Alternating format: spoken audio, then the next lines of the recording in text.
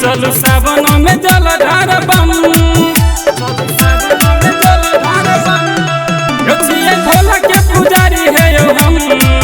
चलू सावन में जल ढार बम भोला एलिए मंदिरिया यो आहा खोलियो के बड़िया यो शिव शरण में एलिए यो हम।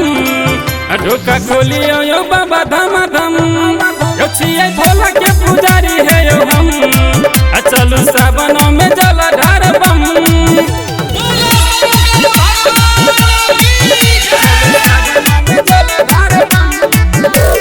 डीजे ओम शंकर सब करे बम बम नहीं के करो यो गम सब चाहिए जटा धारी के पुजारी काबर बाजे धमा धम बम नाच छमा छम सब देव घर के कर तैयारी सब देव घर के कर तैयारी यो सब करे बम बम नहीं के करो यो गम सब चाहिए जटा धारी के पुजारी काबर बाजे धमा धम बम नाच छमा छम सब देव घर के कर तैयारी। भोला किया यो कनाबै छी बाबा किया यो सताबै छी रचिए भोला के पुजारी है यो हम। चलू सावन में जल ढार बम रचिए भोला के पुजारी है यो हम। चलू सावन में जल ढार बम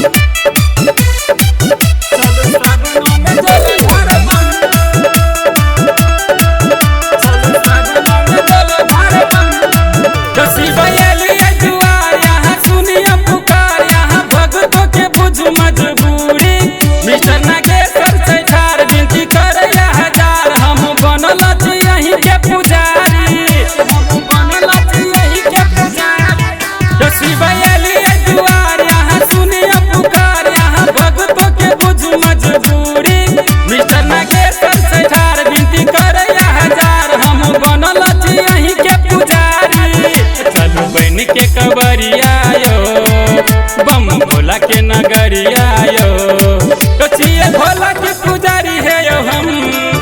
चलू सावन में जल ढार बम छिए भोला के पुजारी है यो हम।